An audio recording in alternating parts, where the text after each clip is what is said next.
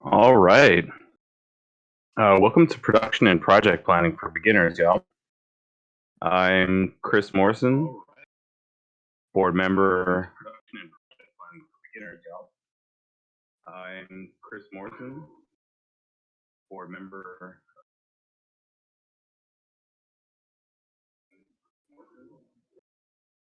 Board member at New Orleans Game Developers. I operate an indie studio called Mountain Fortress Media, and I consult on game dev programming in New Orleans schools such as Delgado Community College. On game dev programming. I'm also a PMI designated project management professional, but we won't be talking discreetly about PMP principles today, but most of the concepts are similar. We won't be talking discreetly about PMP principles today. Hold on to any, but most of the concepts are similar. Hold on to any. Okay, one sec, folks. We just got a couple audio things we have to sort out. Okay, one sec, folks. We just got a couple audio things we have to sort out.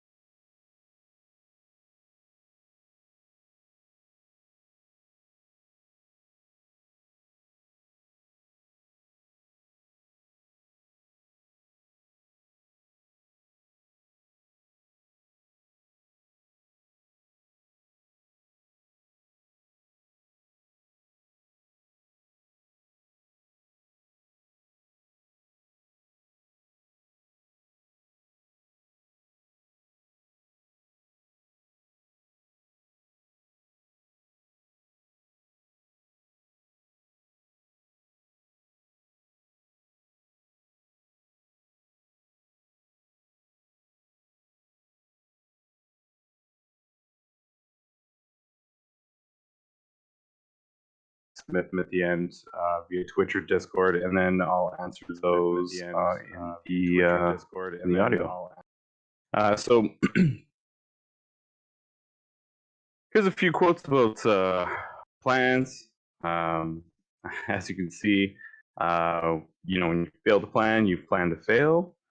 Plans rarely survive contact with the enemy. That's a pretty famous one. Plan is just a list of things that don't necessarily happen.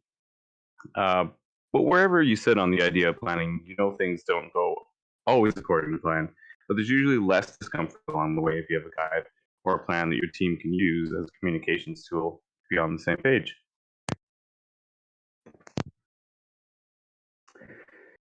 By now, you have an idea of who's on your team for the jam. If you don't, that should probably be your first step. So the first step, you're going to put your team together. Once you have your team, even if it's a team of one, you want to put together a list of the following. Your teammate names, skills and interests.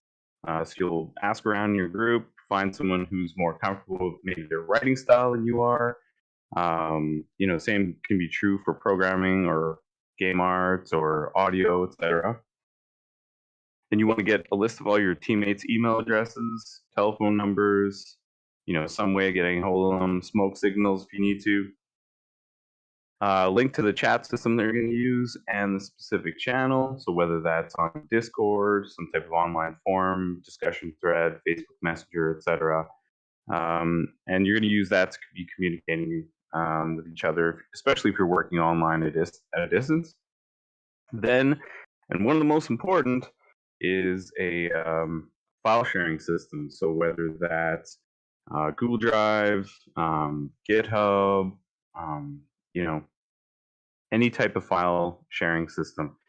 You want to make sure that you're able to transfer files back and forth and be able to have everyone aware of where that is. You'll probably send a link around to the rest of your group as well. Once you have all this information, it's good to put it on a team list, maybe like a Google Doc or something like that, and put it in that file sharing system and send the link around to everybody via email or via your chat system, whatever it is that you're going to use.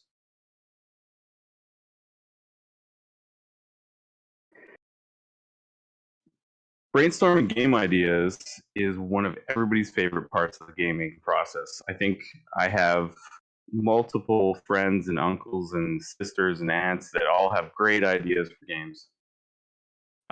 You can brainstorm as a team or you can brainstorm individually.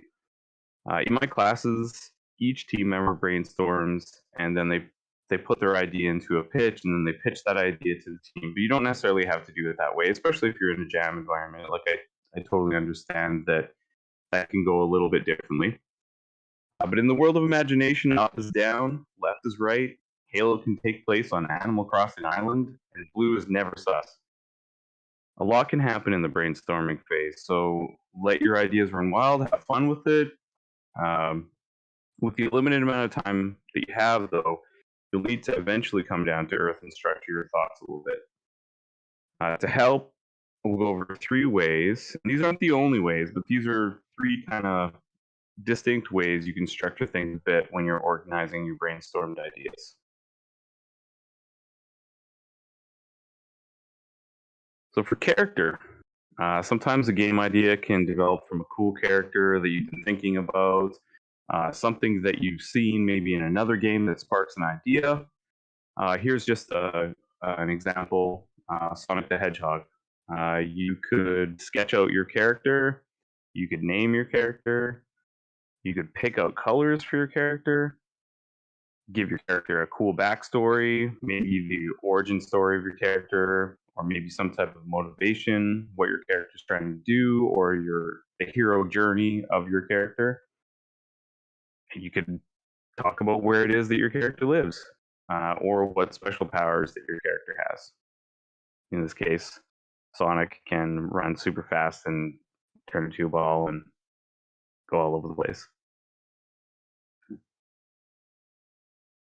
Another way to look at game ideas is you can look at a story.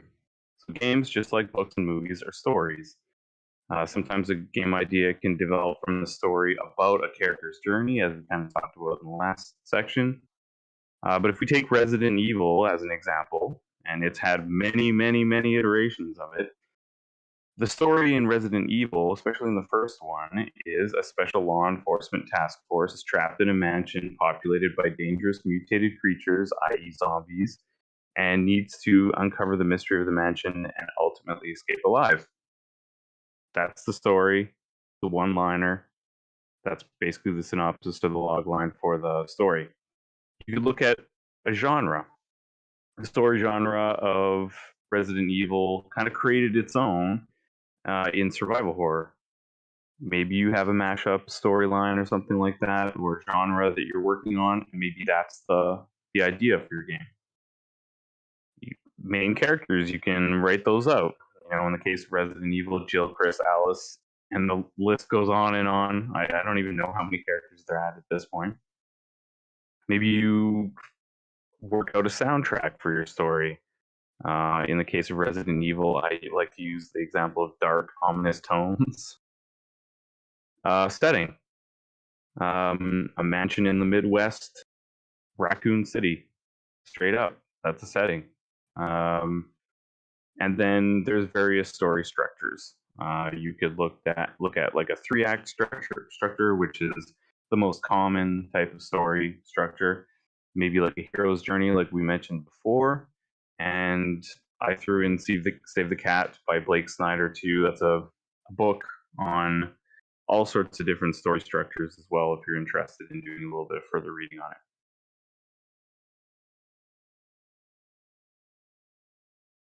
Another big one is game mechanics or world. So world building and stuff like that. Not necessarily the building of the story in the world, but looking at mechanics, game mechanics, rules for the world, or set of rules in that world. And sometimes you can mash these up as well. So if there's a core game mechanic that you're using, looking at the example here of Among Us, I don't know if anyone's played the card game Mafia. I think it's also being sold under the title of Werewolf. That's another one where a number of players are dealt cards and they're given their role based on that, whether they're part of the citizens or the mafia, and their mafia is trying to take out citizens trying to take out the mafia, but it's all kind of in secret. Or Werewolf, same idea. That's a basic core game mechanic of Among Us, and it's a physical game that was brought to the mobile space, and then they do all sorts of cool other things with their mini games and stuff. But maybe you're mashing up more than one game mechanic to make a new game, or even a genre mashup, like I was talking about before. An old game that I remember playing on the Sega Genesis or the Mega Drive, a game called Road Rash, where it was a racer and it was kind of a beat 'em up at the same time. So you could race and then also knock other people off their bikes and stuff. Is your game based on a board game or other physical game? Every sports game out there is based on a game that's already played in the physical world. Football, soccer, baseball, all those games, all those sports games. Or maybe it's a board game like the Game of Life that you have an idea about, and you're gonna mash that up and turn that into a game. Then you look at the rules of your game, or the rules, sorry, in your world. How are the laws of physics applied? How does time work in your world? There's a game called Braid, if anyone's ever played that, where time works forward and backwards depending on how it is that you move. Gravity. How's gravity working in your game or in your world? The laws of thermodynamics. We go on and look at all the various rules of nature that you could twist and turn for the rules in your world. Controllers or peripherals of the platform output is also in this section, because you'll be thinking about whether you'll be using, if you're using an arcade cabinet, maybe a joystick, maybe a rollerball. If you're developing a game for VR with a VR headset, or AR in a mobile space or something like that, using special cameras and everything else. So those are some of the ideas that you can be brainstorming about to look at eventually kind of putting your idea together.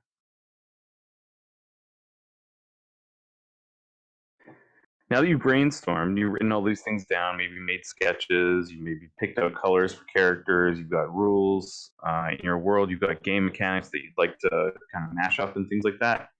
Now that you've brainstormed that, we move on to my favorite part of the game making process, pitching your game.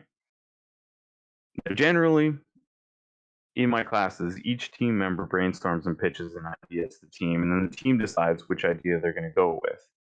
Now, you don't necessarily have to do it this way, but this is just kind of like a guide. It helps you flesh out your idea, and it also helps you form it into a simple outline or one-pager that's really easy to explain.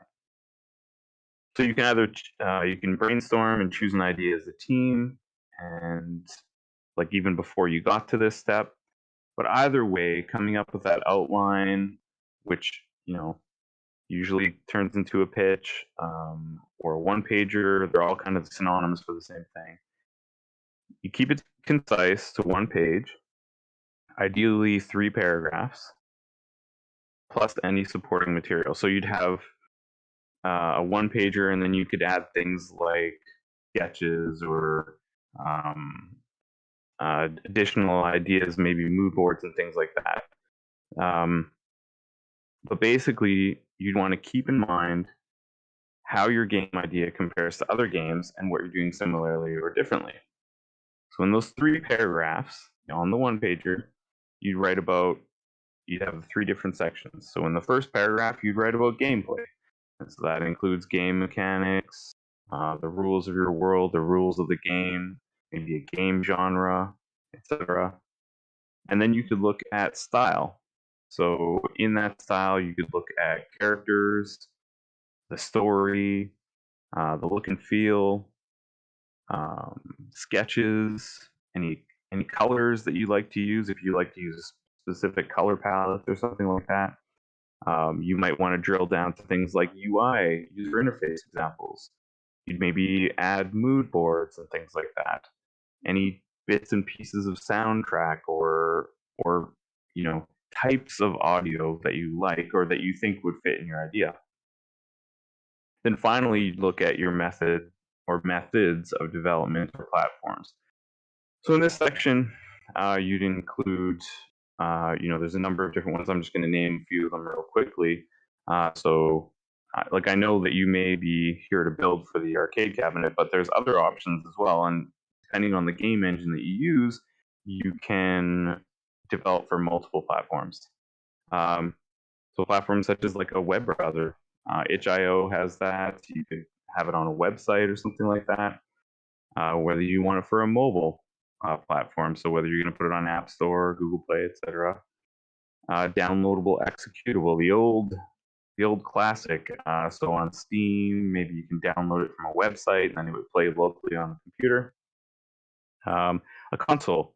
If you got to the point where you want to build it for a console, maybe an Xbox Series X, Nintendo Switch, PlayStation, etc.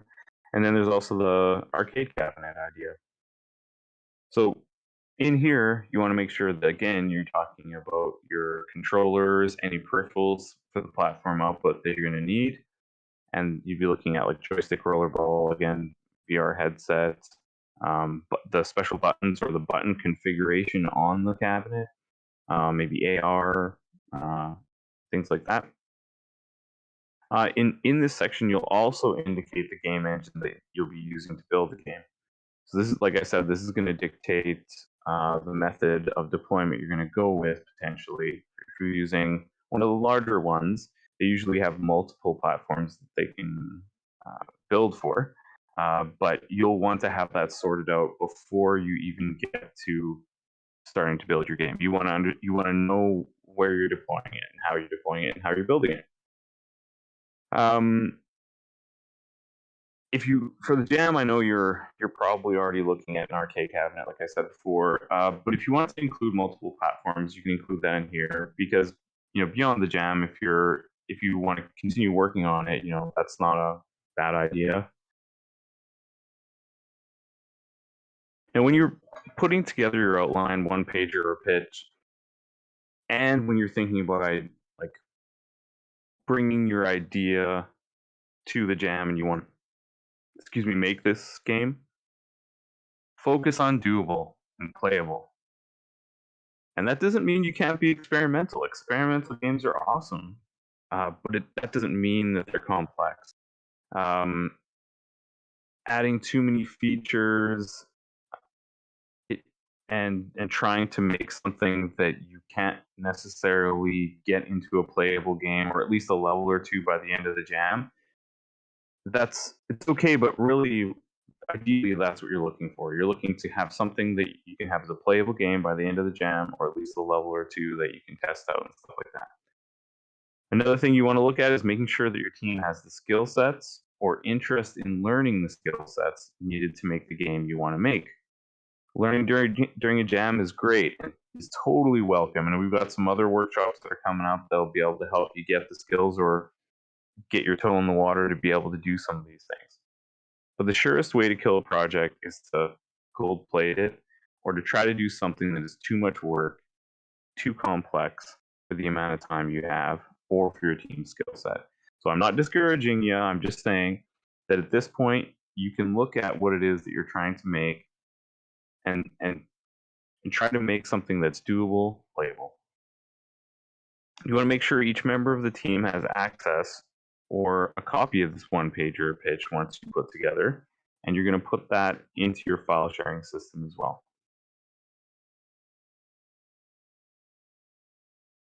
Now that you've got that, now if you decided to go with each member of the team making a one pager / pitch / outline, then that's definitely, then what you can do is each one of you can pitch to the team. You can each show each other your idea, and then you can choose at that point. Or if you've already brainstormed and as a team, you all like one idea and you build your one pager together, that's totally fine too. So you've made the choice, and now it's time to get down to the real work. Here's another thing that I'm going to mention is that once you've got that one pager, a lot of that stuff can be used again. The game descriptions on itch.io, Steam, on the backs of like Xbox and PlayStation cases, if you're even going with those are elements of a one pager or pitch that you can use for the game description during your deployment. So it might need a rewrite at the end, but at least if you have that, you can, at the end is usually at the end of building a game, you usually don't have a lot of time. So you definitely want things to work with at that point. Now we move on to the plan. And everybody loves when a plan comes together. Look at your team's skill sets and interests and just kind of acknowledge that. You've got that in a list already because you've made that at the beginning of the process. Then what you're going to do is you're going to build an asset list, all the things that you need to produce or that you need to complete. Goes by the what, who, and when. So it's all those assets and who can produce them or complete them. And when you're putting together your assets or things that need to be produced or completed, include things like playtesting, title or menu screens, which include some user interface design. Because if you don't include those things, you'll be kind of rushing and caught a little bit flat-footed when you try to put them together. But if you lay all those what assets out, then you can assign who can produce them, or people can volunteer. Hey, I know how to do this. I know to do audio production. I can get all the audio pieces that we need. All right, let's do that. Or somebody who knows about, who's really good at drawing and they're really good at working with some of the, if you're making a 3D game, they can build all the 3D assets. Great. Or maybe there's a couple folks who can do that. That's awesome. Also, you need to figure out when you need to have those produced or completed and have those 3 categories on that list. Now, when you're looking at when it is that things need to be produced or completed, then you want to make sure that you're allocating goalposts to those. And you want, by goalpost, what you're saying is you want to be able to test something by that point. So the iterative process means you get something testable, playable as soon as possible. Whether that's, a single walk animation or something like that you're doing, you can see it, you can test it. To get something that you can test as soon as possible, you can do things like use default assets that come with the game engine that you're using. Unity and Unreal, and I believe Game Maker Studio also has a whole host of them. You can look at free or purchased marketplace assets. All of the marketplaces, Unity Asset Store, Unreal Marketplace, places like freesounds.org, all that stuff, you can find free assets to use. Just something to put into the game, and then once you have it in the game, you can replace it with the designed assets with maybe some of your artists and things like that. Once you have your plan and your asset list put together, then this again should go into your file sharing system. Imagine a Excel spreadsheet that has a section saying whether it's been completed or whether it needs to be completed and by when. Then everybody on the team can pick items out of it and notify you once they've been done. You can also use, if you like, for something like that, you could definitely use like a project management software, something like that, like Jira or anything like that. But to keep it simple, all you need is a spreadsheet or a list, an asset list. That's really all you need.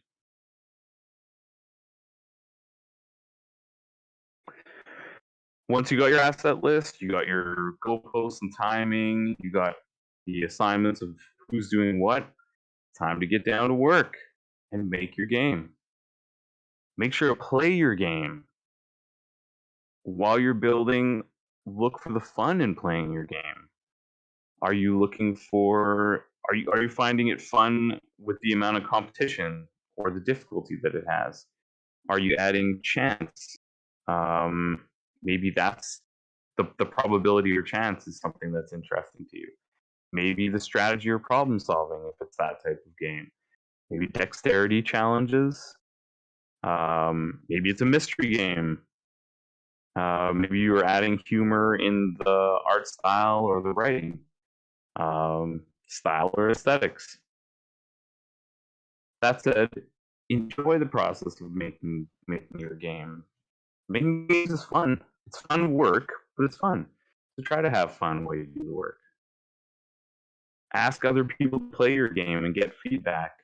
You can put that on your asset list too if you want. Make sure you're recording feedback and taking the feedback constructively. It depends on the amount of time that you have and how much it is how far along you are.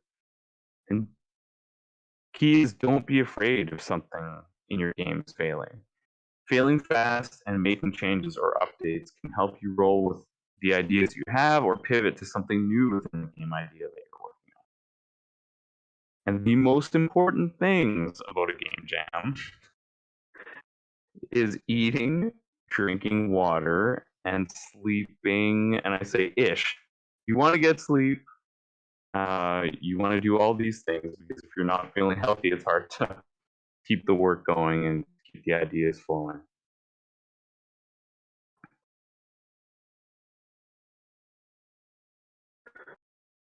So some resources here, and that this is not an exhaustive list. It is the New Orleans Game Developers Discord and any other groups. You can find these groups on Discord, on Facebook, Kama Sutra, Gama Sutra and stuff like that.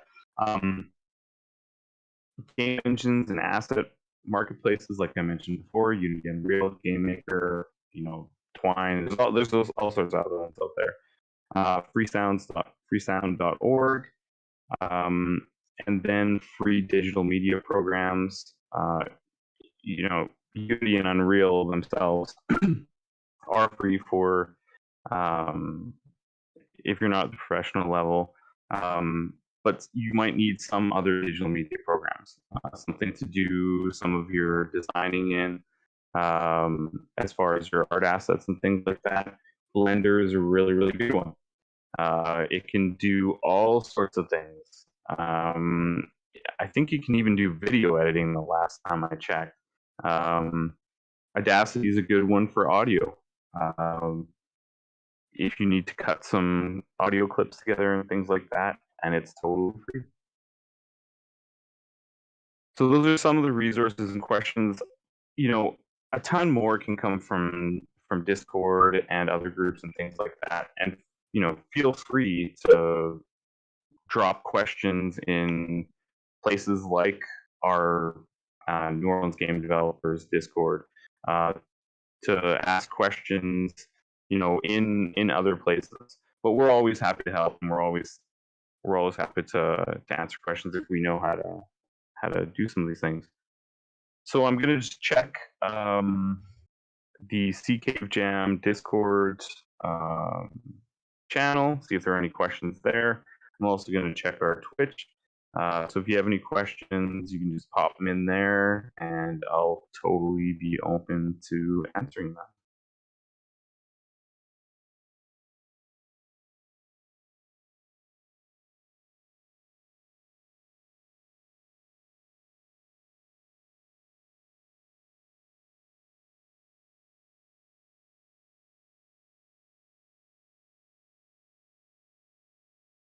All right, right on.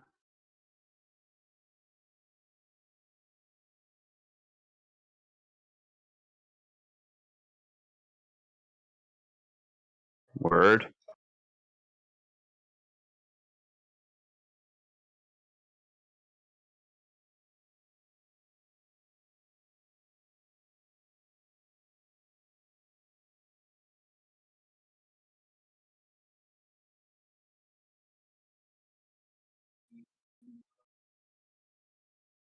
Enjoy the process, y'all.